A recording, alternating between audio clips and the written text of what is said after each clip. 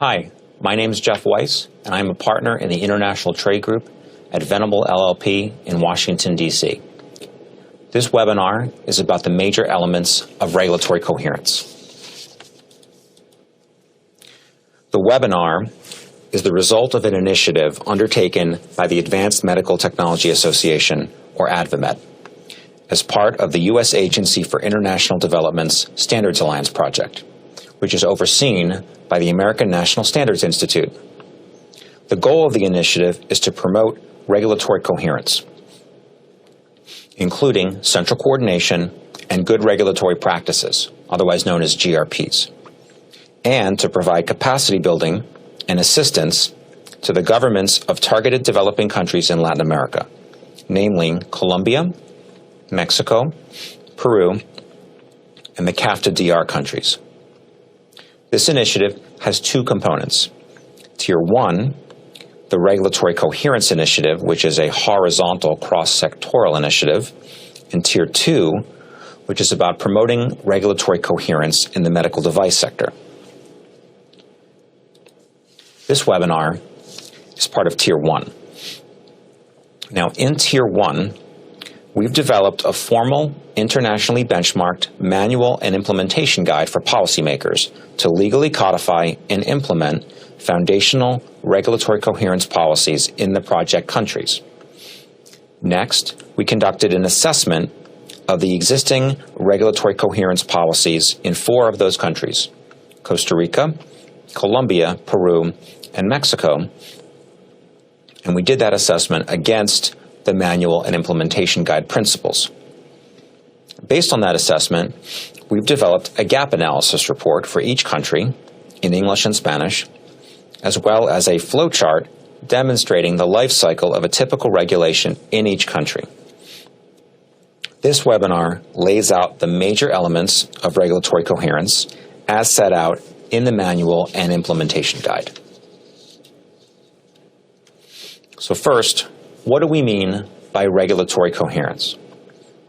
Regulatory coherence refers to the degree of central coordination and review under which the whole of government works to ensure that regulations and regulatory policy reflect good regulatory practices, or GRPs. So regulatory coherence has 2 main components: central coordination and GRPs. So let's start with central coordination. In order to ensure that all good regulatory practices are well understood and followed across agencies, it is critical that a government have a central coordination and oversight body or mechanism responsible for managing the regulatory process and ensuring adherence to a published set of good regulatory practices that are endorsed at the political level, applied government-wide, and revised over time as best practices evolve, which they often do. Such a body can also ensure that there is political level buy-in, which is extremely important, as well as accountability on a whole of government strategy for regulatory reform that sets out clear objectives, establishes an effective implementation mechanism to coordinate and manage the strategy, and emphasizes the importance of a marketplace that is open and pro-competitive, facilitates investment, and rewards innovation. So the second major element of reg coherence is GRPs. GRPs ensure that regulations are high quality and evidence-based and crafted in an open, transparent, and participatory manner. GRPs include such things as regulatory forecasting, regulatory impact assessment, or RIA, requesting public comments, taking comments into account, and ExPost review. And we're going to go into many of them in a few moments. But let's first do a deeper dive into central coordination, starting with the benefits.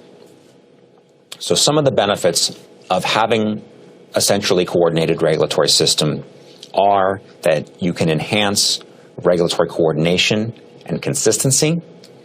You can help ensure political accountability and regulatory credibility. You raise public awareness on regulation, and you help facilitate regulatory cooperation. Now, two additional points to supplement this. Drafting a regulation is inherently a political exercise, but you need expertise to guide that process. A central coordinating body ensures that individual regulations support a government's overarching policy priorities, while at the same time maintaining the credibility of regulatory review through its independence and expertise. On the one hand, the oversight body can ensure proposed regulations serve a government's policy goals by reviewing individual regulations and their RIAs, while also issuing guidelines based on privileged knowledge of the government's agenda. On the other hand, when expert advice differs from a government's priorities, the oversight body can explain to decision makers the impacts and trade-offs of taking political decisions that are unsupported by the technical analysis and propose alternatives. Now, turning back to the point about coordination and consistency, it's important to recognize that central coordination improves the quality of regulation across the government in two ways: through developing policy, as well as by applying a consistent and coherent approach to reviewing specific regulations. So those are the benefits. Let's talk about some of the key variables for making central coordination successful.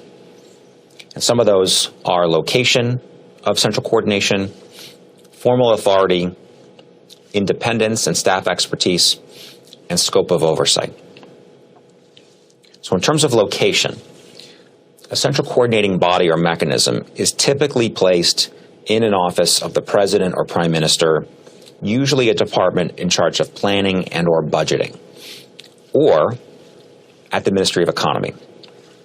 Regardless of the location, a central oversight body or authority exerts its authority most effectively and efficiently when it is located close to a locus of power in the government, with access to influential government decision makers, and with formal authority to exercise oversight of the agencies. Formal authority of regulatory oversight can come from legislation, executive order, or other types of directives. Regardless of the vehicle, formal authority is going to be most effective when it is well defined and grants the review body real power to review and revise regulation. And both location and formal authority can be a function of political will. Turning now to staff expertise and political independence. That's going to be key for ensuring that regulatory review is a professionalized rather than a political process. And in addition to economists and lawyers, it can also be helpful to have scientists, engineers, statisticians, and other professionals helping to review the regs. Lastly, turning to scope of oversight. Generally speaking, the greater the scope of oversight that the central body or mechanism has, the more effective central coordination usually will be. Some central coordinating bodies, some of the larger ones, might review all measures.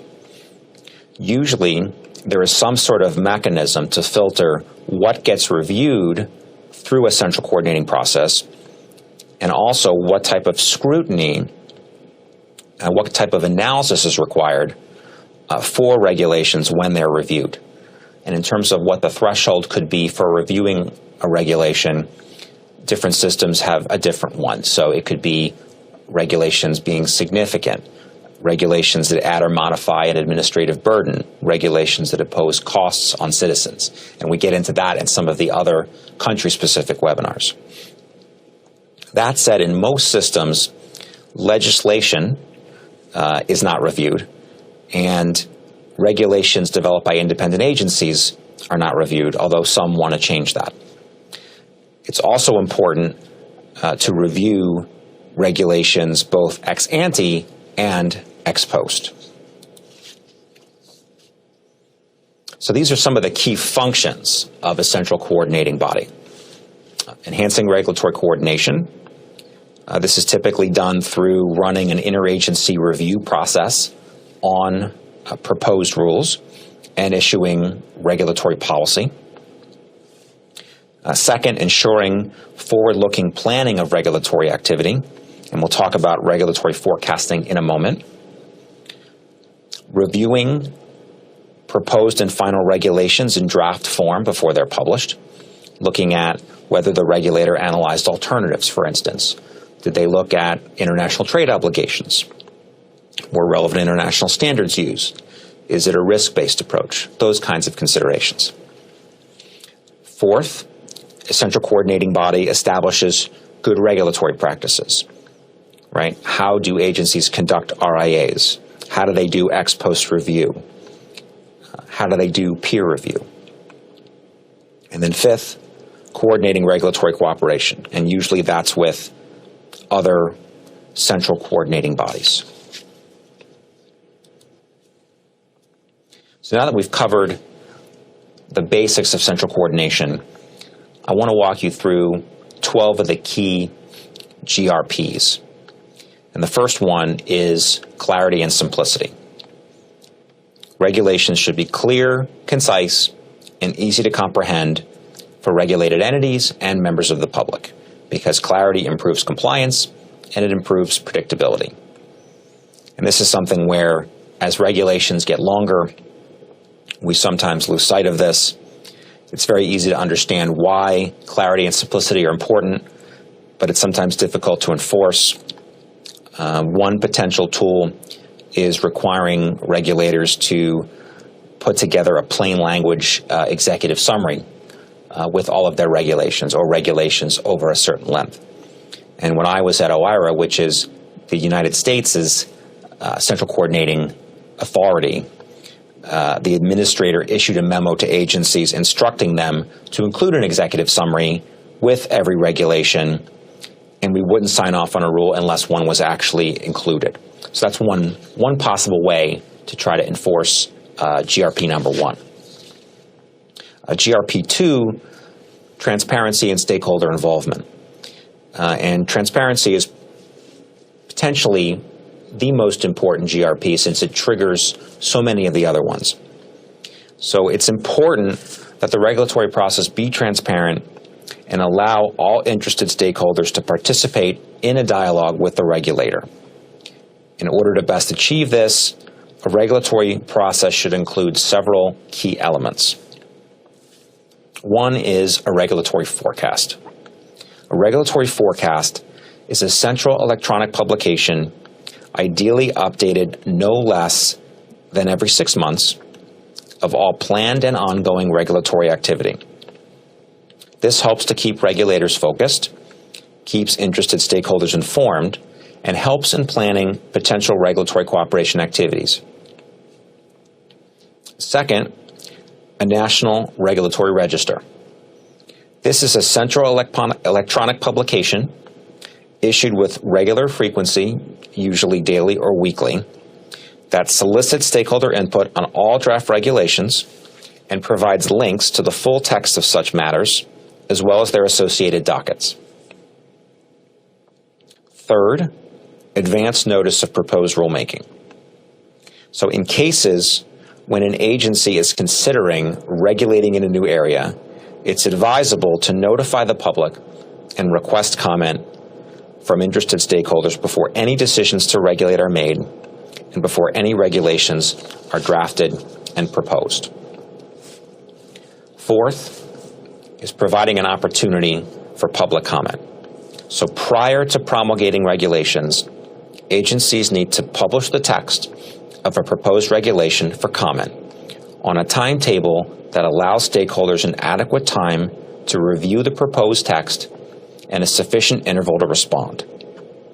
And publication should be ideally done electronically through a national regulatory register, and if required by WTO rules, notified to the World Trade Organization for comment.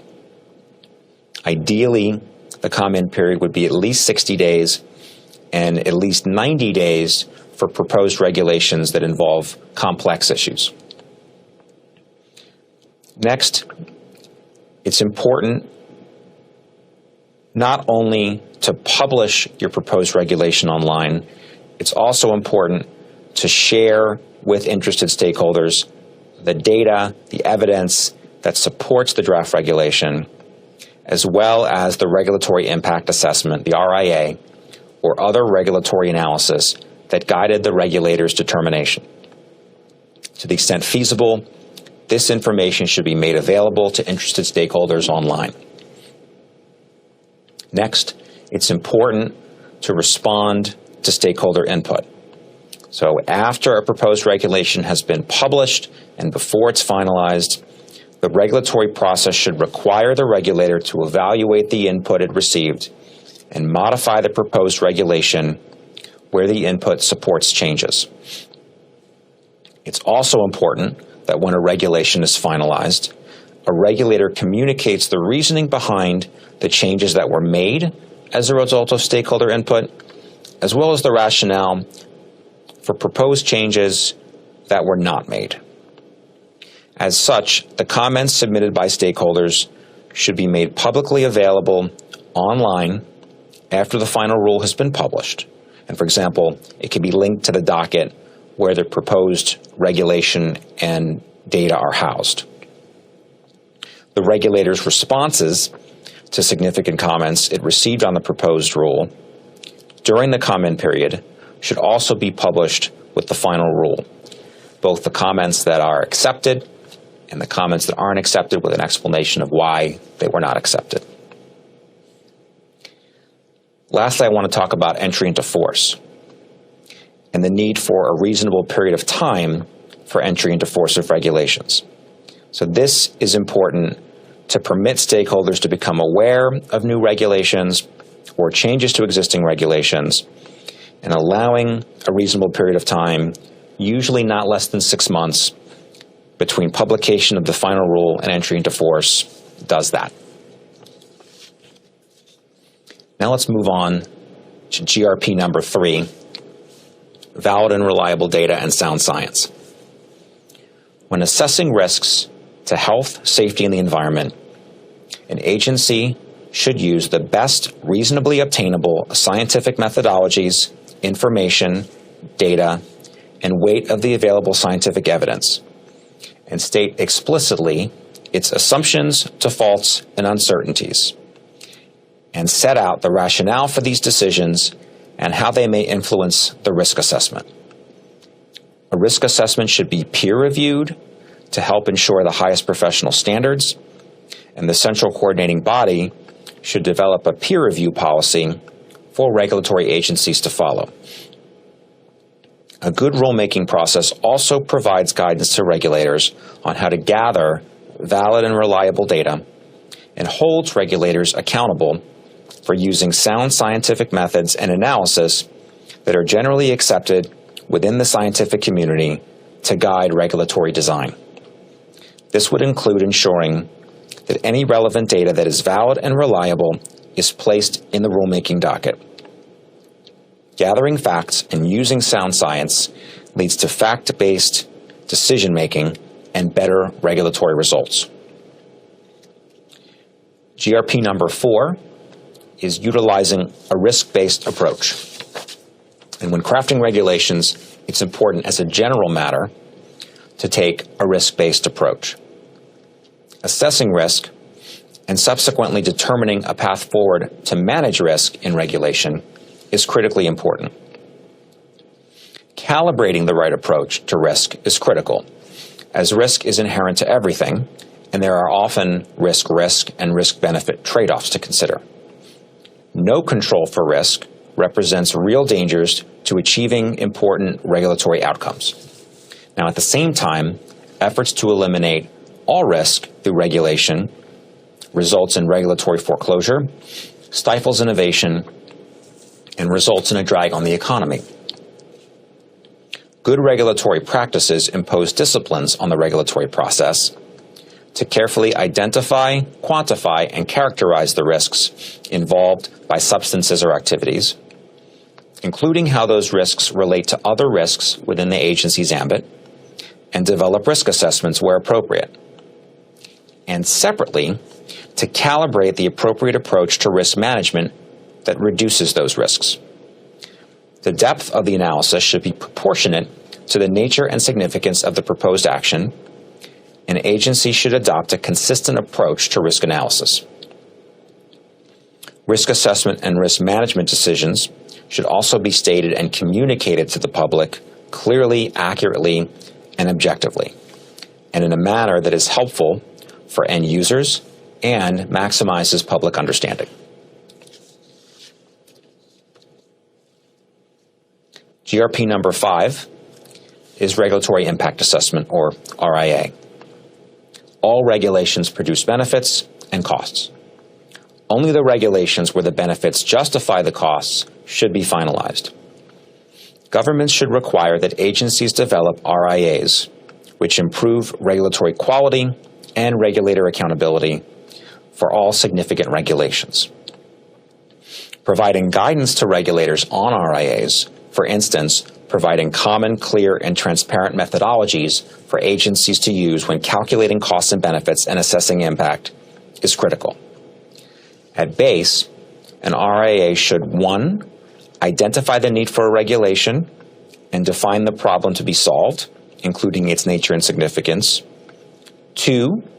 Set out and analyze different feasible alternative options for solving the problem, including at least one non-regulatory option, less burdensome, more trade facilitative regulatory options, and alternative options and compliance requirements for small businesses.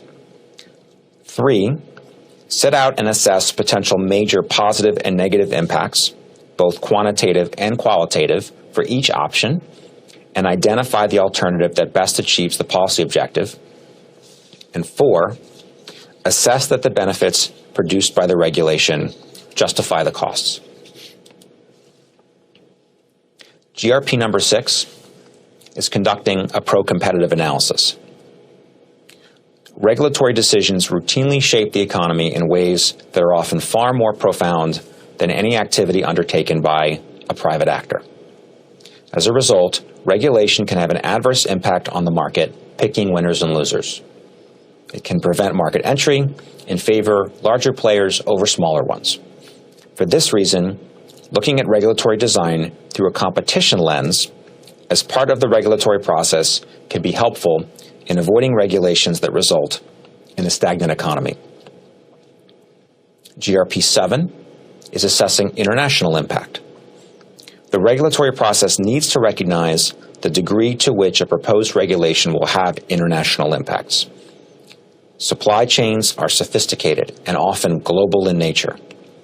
A regulator can ill afford to develop regulation without considering the increasingly important international dimension which needs to be built into regulatory design. Agencies must also be sure that regulatory actions comply with all international trade obligations, such as the WTO-TBT agreement, and they should seek to minimize unnecessary differences between their regulations and the regulations of major trading partners. The 8th GRP is standards.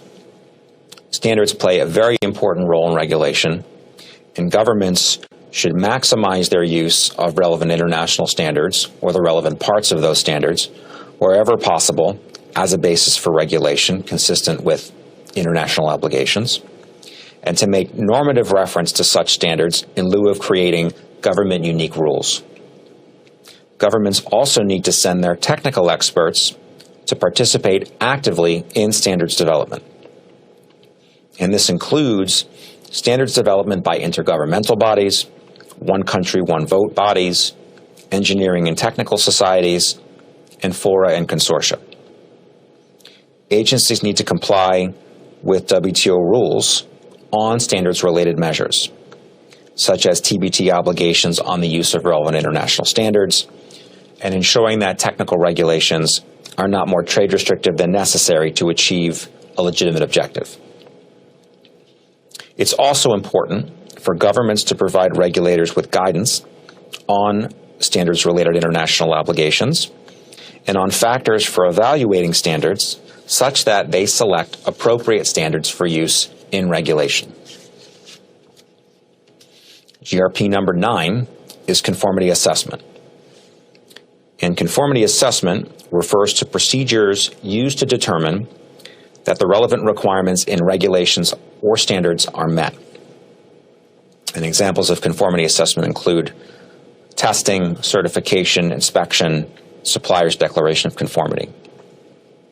So similar to standards, governments are encouraged to leverage private sector conformity assessment mechanism as a means for enabling industry to demonstrate compliance with regulations and standards without resorting to the creation, maintenance, and administration of government-only compliance regimes. And the appropriate conformity assessment mechanisms will depend on the level of risk of noncompliance, as well as other factors. And when a government seeks to develop a conformity assessment program, it should adhere to the same GRPs as used in the development of regulations. Agencies need to comply with WTO rules on standards-related measures. Again, there are specific disciplines that relate to conformity assessment. And it's also important for governments to provide their regulators with guidance on how to determine the type of conformity assessment program to implement, including reliance on private sector conformity assessment when that is fit for purpose. GRP number 10 is judicial review. Once a regulatory action is finalized, it is imperative that interested stakeholders be permitted an opportunity to request independent judicial review of that action. No matter how diligent a regulator may be in formulating a regulation, procedural and substantive errors can occur. Independent judicial review ensures that the regulator followed relevant procedures and that the regulatory action is the result of reasoned decision-making, supported by valid and reliable evidence, was promulgated in accordance with applicable law, and was not an abuse of agency discretion. Where a regulator made material errors in the development of a regulation, courts should have the power to set aside such regulations, and if applicable, permit the regulator the opportunity to remedy any procedural or substantive flaws identified by the court. Nonetheless, reviewing courts should give deference to the agency on issues that are uniquely within the substantive expertise of the agency. GRP 11 is ExPost Assessment. So GRPs also extend to a regulation that has gone into effect. And the practice of reviewing existing regulation is sometimes referred to as regulatory look-back, retrospective review, or a fitness check, depending on the system. Regulations have life cycles. Challenges arise, regulations are drafted and imposed, and those regulations have an impact. As time passes, new challenges arise, and the regulatory process repeats itself. A cutting-edge regulatory process puts equal emphasis on ex-post evaluation of regulation and ex-ante regulatory design. This approach increases a regulator's understanding of how the regulated community responds to regulation. It puts the regulator in a position to course-correct its regulatory decisions so that it can modify, streamline, or eliminate outdated, inconsistent, and inefficient regulations and put in place regulations that are of a higher quality. It also better informs future ex-ante impact assessments. For an ex-post regulatory look-back system to be effective, the agency must collect and maintain data and information on its experience in implementing the regulation, as well as industry's experience in complying with the regulation, including both costs and benefits. Before the ex-post review is conducted, the agency should solicit comment from interested stakeholders on their experience with the regulation over the relevant time period. And the 12th and final GRP that we'll cover in this session is regulatory cooperation. Regulatory cooperation yields very important benefits to regulators, consumers, workers, patients, and others. It enhances economic growth and trade, promotes investment, innovation, and ease of doing business. It helps regulators do their jobs better. There are several types of regulatory cooperation. These may include harmonization, alignment or convergence, joint regulatory development, mutual recognition and reliance, and information sharing. And all regulatory cooperation activities must at least maintain existing levels of protection. And one key observation from my experience is that usually there needs to be some regulatory benefit for regulators to want to participate in international regulatory cooperation. Their missions are to regulate, for example, environment, health, and safety. They're not trade agencies. So cutting compliance costs in and of itself usually is not going to be sufficient to get regulators to participate in international regulatory cooperation. So it's very helpful to identify projects for cooperation that also provide environmental health and safety benefits, not just maintaining existing levels, and or cut agency costs. And one example that has worked in some instances is mutual reliance on inspection reports. Once confidence between regulators has been established, relying on an inspection report from a foreign regulatory counterpart won't increase environmental health and safety benefits in and of itself. However, by reducing agency costs, both sides can better deploy their resources for other priorities, higher priorities potentially, in the same sector or others. The next point is that regulatory cooperation is usually easier ex ante than ex post. Very simply, changing existing rules and approaches is much more difficult than when you have a clean slate. The mechanism selected for international regulatory cooperation, that's going to depend on a variety of factors, including the level of experience and trust between the regulators and the compatibility of legal frameworks. Regulatory cooperation should avoid areas of active trade irritants. It's going to be difficult to talk about improving regulatory outcomes in the middle of a trade dispute, so it's important to avoid those areas. And lastly, regulatory cooperation is facilitated by central coordination and the use of other GRPs. So please refer to the manual and implementation guide for more details on central coordination and GRP.